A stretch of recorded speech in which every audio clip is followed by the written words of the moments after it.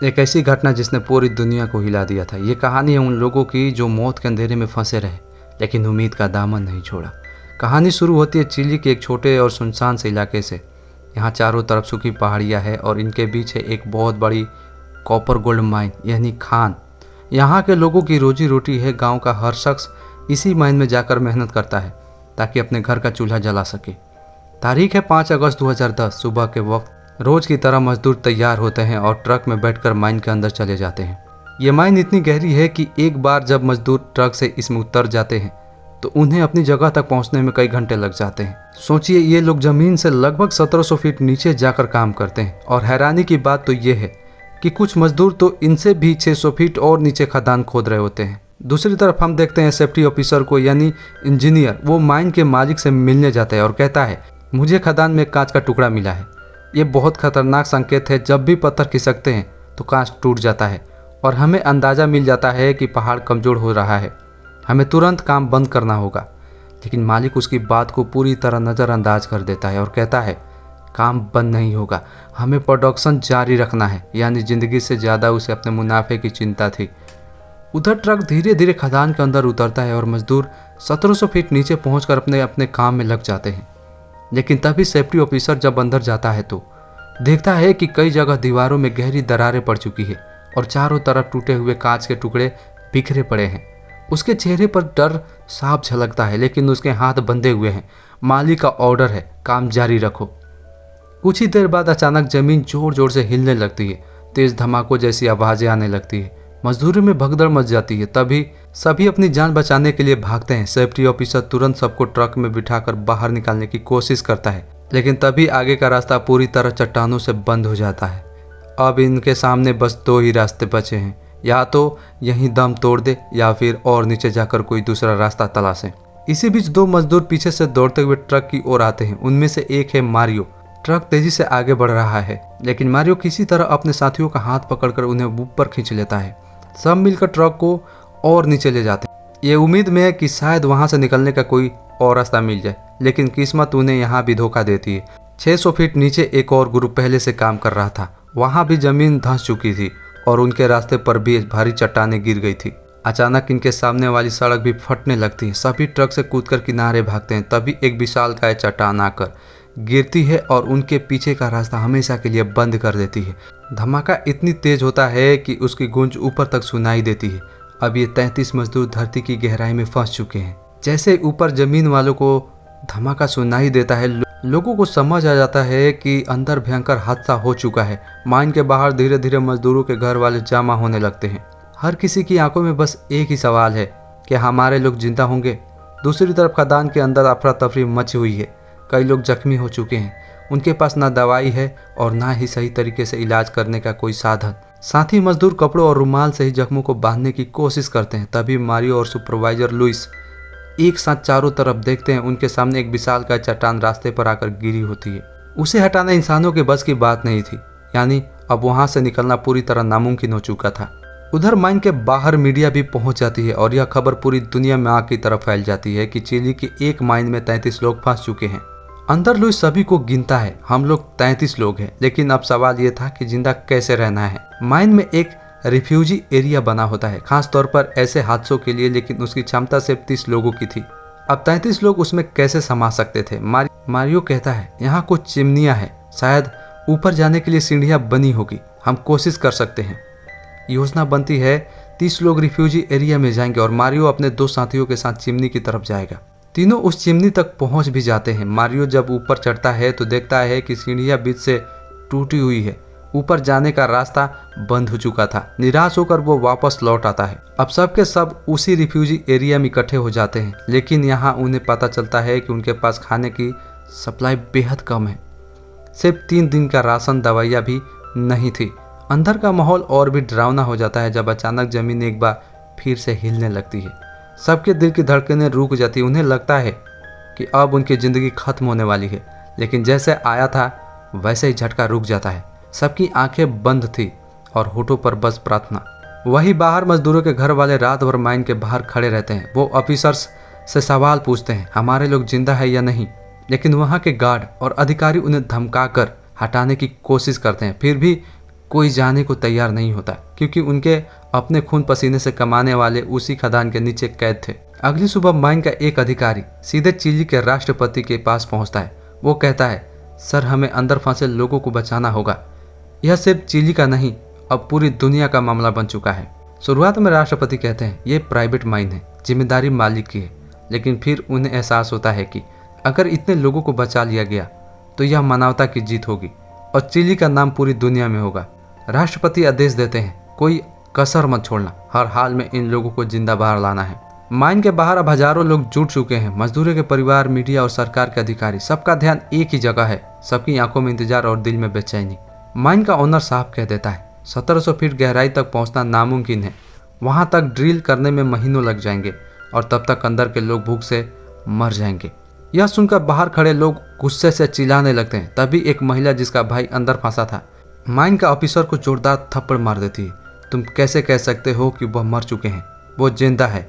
यह थप्पड़ मानो एक चेतावनी थी, हार मानने का सवाल ही नहीं। फिर राष्ट्रपति के आदेश पर एक खास इंजीनियर को बुलाया जाता है। वो स्कैन करता है और कहता है 33 लोग अब भी रिफ्यूजी एरिया में जिंदा है, लेकिन उन तक पहुंचने के लिए हमें पहाड़ जैसे ठोस चट्टान को ड्रिल करना होगा। उधर अंदर मजदूरों के बीच हालत बिगड़ने लगते हैं। 3 दिन का राशन अब लगभग खत्म हो चुका है। कुछ लोग घबराकर आपस में लड़ पड़ते हैं, लेकिन तभी मारियो सबको शांत करता है। अगर हमें जिंदा रहना है तो हमें खाना बांट बांट कर खाना होगा। रोज बस 1 घूंट दूध और 2 बिस्कुट के टुकड़े, तभी हम बच पाएंगे। यह सुनकर सब धीरे धीरे सहमत हो जाते हैं। अब 33 लोग अपनी भूख पर काबू करके आशा की आखिरी डोर पकड़ लेते हैं। बाहर इंजीनियर ड्रिलिंग शुरू करता है, लेकिन चट्टान इतनी सख्त थी कि कोई मशीनें टूट जाती हैं। दिन रात कोशिश होती है, लेकिन 12 दिन बाद जब आखिरकार ड्रिल जमीन तक पहुंचती है तो वो रिफ्यूजी एरिया से 12 मीटर दूर निकलती है। यानी सारी मेहनत बेकार।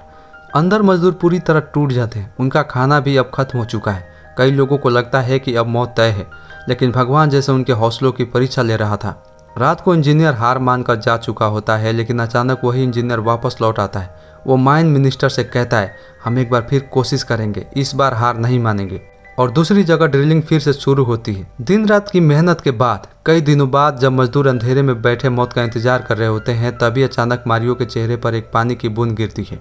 वो ऊपर देखता है और समझ जाता है कि ड्रिल ने इस बार सही जगह छेद किया है। सारे मजदूर उस ड्रिल पाइप पर जोर जोर से चोट करने लगते हैं। ऊपर इंजीनियर आवाज़ सुन लेता है और जब वो पाइप ऊपर खींचता है तो उसमें एक कागज़ का नोट फंसा होता है। हम सब 33 लोग जिंदा हैं।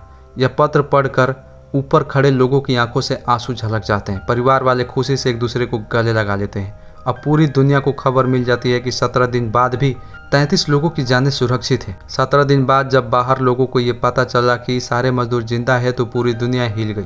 न्यूज चैनलों पर ब्रेकिंग चलने लगी। 33 लोग जमीन के 2000 फीट नीचे अब भी जिंदा है। अब ये सिर्फ चिली का नहीं बल्कि पूरी दुनिया का मिशन बन चुका था। चिली सरकार ने अमेरिका से मदद मांगी। नासा के वैज्ञानिक और इंजीनियर वहां आ पहुंचे।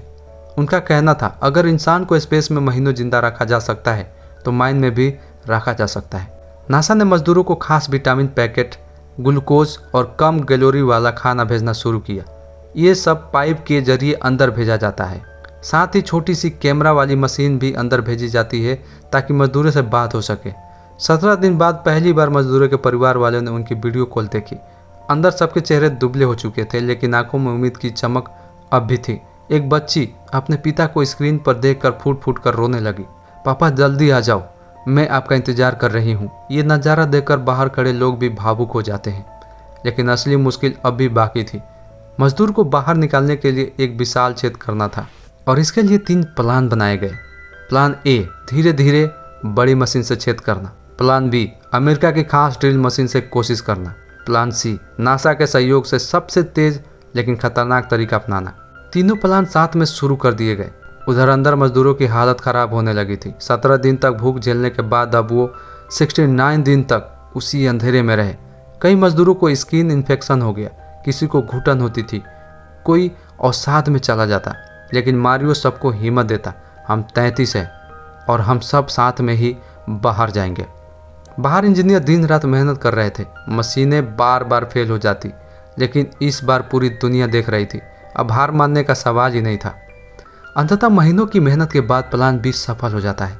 एक 28 इंच चौड़ा छेद माइन के अंदर तक बन चुका था। अब बारी थी दुनिया के सबसे खतरनाक रेस्क्यू मिशन की। नासा ने एक खास कैप्सूल बनाया था, फिनिक्स। ये कैप्सूल इतना बड़ा था कि इसमें सिर्फ एक आदमी समा सकता था। इसे ऊपर से रस्सियों और मशीनों के जरिए धीरे धीरे नीचे भेजा जाता। अक्टूबर की शुरुआत में यानी हादसे के 69 दिन बाद पहला रेस्क्यू ऑपरेशन शुरू हुआ। सारे मजदूर सांस रोक कर देखते हैं। सबसे पहले एक रेस्क्यू वर्कर नीचे भेजा जाता है।